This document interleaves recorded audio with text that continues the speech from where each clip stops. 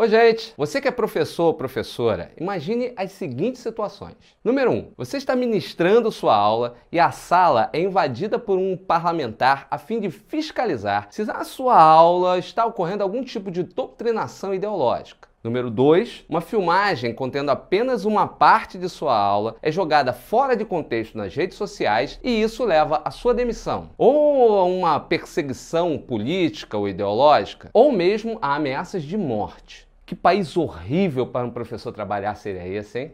Pois é, isso vem ocorrendo no Brasil nos últimos anos. E como é que nós podemos agir diante dessa perseguição por parte dos militantes do movimento conhecido como Escola Sem Partido? Como nos prevenir evitando tais situações? Como agir se formos injustamente acusados? Como exigir nossos direitos? E afinal, o que é esse projeto de lei chamado Escola Sem Partido?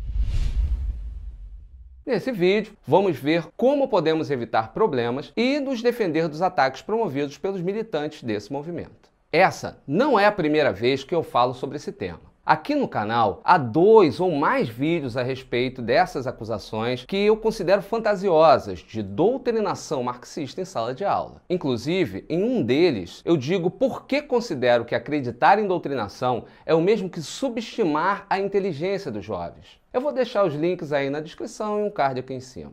Há alguns anos, os casos de denúncias a professores e professoras por doutrinação em sala de aula têm pipocado nas redes sociais. Em alguns deles, as consequências são processos administrativos, afastamento ou demissão. Em outros, as situações chegam ao extremo de agressões ou ameaças, inclusive de morte. Mas, em primeiro lugar, precisamos saber do que esses professores e professoras estão sendo acusados. O que é essa doutrinação? Em qual lei ela está prevista? Essas são as primeiras e mais importantes questões. Então, vamos à resposta. Até a data da publicação desse vídeo, ou do início da vigência de alguma outra lei, ou mesmo a alteração da nossa Constituição, não existe uma lei que proíba as ações que são denunciadas como doutrinação. Peraí, deixa eu repetir. Não existe nenhuma lei que proíba o que está sendo denunciado hoje como doutrinação. Pelo contrário, a chamada liberdade de cátedra, quer dizer, o direito à liberdade dos professores para ministrarem suas aulas dentro dos princípios de pluralismo de concepções teóricas e pedagógicas, além da liberdade de expressão, são garantidas pela Constituição. Mais precisamente, pelo inciso 9º do artigo 5º, que fala sobre a liberdade de expressão, e nos incisos 2 e 3 do artigo 206, que citam a liberdade de aprender, ensinar, pesquisar e divulgar o pensamento e o pluralismo de ideias e de concepções pedagógicas. Então, o que é essa tal de escola sem partido? É um movimento político-social no qual seus militantes acreditam que a educação está há décadas impregnada de conceitos e práticas que teriam como objetivo a doutrinação das crianças e a sua transformação em uma massa de adeptos do socialismo, ou, como eles mesmos dizem, do comunismo. Missão da qual, pelo visto, falhamos miseravelmente, né? Diante da eleição do atual presidente. Ou seja, somos muito incompetentes. E o movimento trata também da possível conversão de nossos jovens em homossexuais, se é que isso é possível através da chamada ideologia de gênero, que estaria sendo promovida nas escolas, disfarçada de assuntos como reprodução, saúde e educação sexual nas ciências biológicas e do ensino do respeito à diversidade nas ciências humanas. Mas não fica por aí, pois esse movimento tem os seus adeptos também no Congresso Nacional. E o resultado disso é o Projeto de Lei 246 de 2019, protocolado na Câmara dos Deputados logo no primeiro dia do atual mandato legislativo, pela deputada Bia Crisses, do PSL do Distrito Federal. Projeto este que eu vou ler e analisar item a item no nosso próximo vídeo. O mais importante é entender que o Escola Sem Partido representa, até o momento, um projeto. Ele ainda não é uma lei. Agora que já entendemos o básico, como nós podemos nos resguardar das armadilhas nas quais alguns colegas vêm caindo? como podemos evitar dores de cabeça com base nas práticas do movimento Escola Sem Partido. Alguns colegas das ciências humanas vêm pensando em ignorar ou simplificar ao extremo temas como socialismo, capitalismo, comunismo, entre outros, o que representa um enorme prejuízo para os próprios estudantes, pois esses temas tendem a estar presentes nas provas de acesso à universidade que esses irão enfrentar no futuro. Então, para que você possa ministrar suas aulas sem prejuízo aos seus alunos e se proteger da caça às bruxas ideológicas,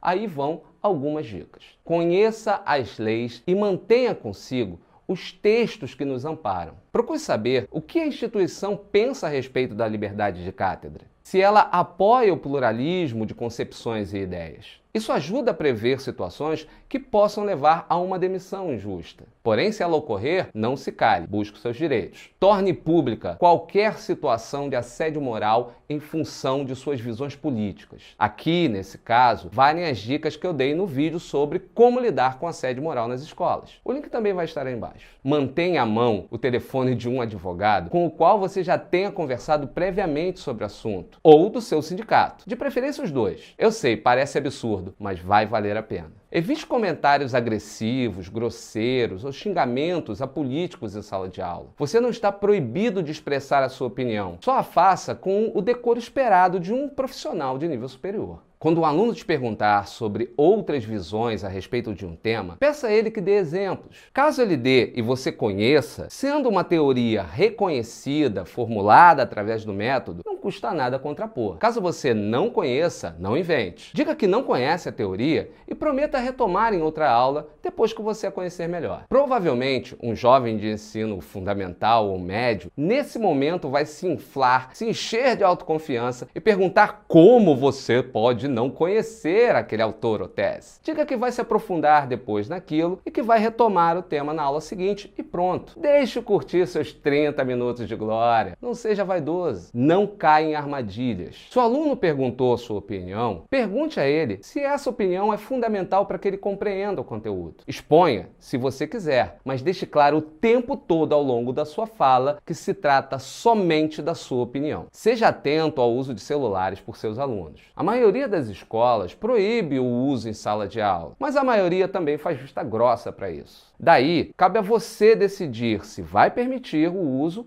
ou não. Inclusive quando eles perguntarem se podem gravar suas aulas para um posterior estudo em casa. Em caso de visita de alguma autoridade, como vereador ou secretário, no caso da escola pública, é bom lembrar que a sala de aula é o seu território e ninguém pode entrar na sua aula sem permissão, muito menos interromper o seu trabalho. Chame alguém da direção da escola e não se deixe intimidar. Não precisa bater boca com o político. Deixe-o falando sozinho. Caso você seja como eu e tenha dificuldade de ficar calado, apenas cite as leis que te amparam na sua função. E se você for concursado e estatutário, conheça o Estatuto do Servidor, carregue-o com você. Eu mesmo carrego tudo isso comigo no meu celular. Mostre que você conhece as leis, provavelmente mais do que ele. No caso de um pai mais exaltado, serve a mesma sequência inicial. Chame alguém para testemunhar a ocorrência e deixe a pessoa falar. Evite bater boca. Diga a ele que há leis que te amparam. E se o sujeito parecer agressivo, ligue 190 e avise que está chamando a polícia para resolver o problema.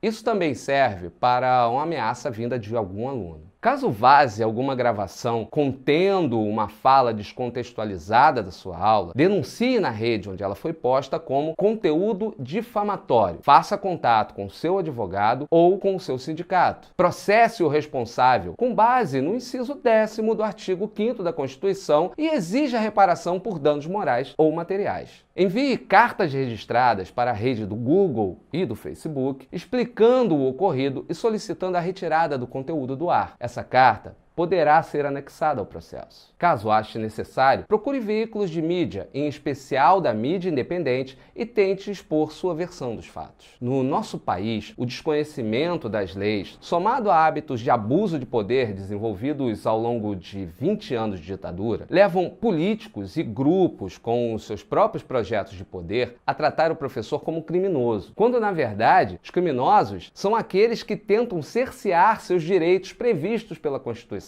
O pior é que muitas vezes a difamação dos professores é apoiada por colegas que não conseguem notar que podem estar colaborando para a própria destruição da sua imagem. Eu acho que eles acreditam que no momento em que o professor e a professora forem responsabilizados pelos males da educação, o povo vai distinguir quem é bom e quem é mau. Não vai. Como sempre acontece, na dúvida, todos são maus. Vê se não é assim. Todo policial é corrupto, todo político também, todo médico é elitista, todo militar é fascista e abusa do poder. Então, se você, meu colega, não se mover e se defender, logo, logo, todo professor será culpado pelos males do Brasil. E se você tem algo a dizer, comenta aí. Lembrando sempre do que eu venho dizendo. Você pode não concordar comigo, mas não precisa me odiar por isso. Portanto, respeito e cordialidade são necessários. Eu vou ficando por aqui. Um beijo e um abraço do Careca e tchau!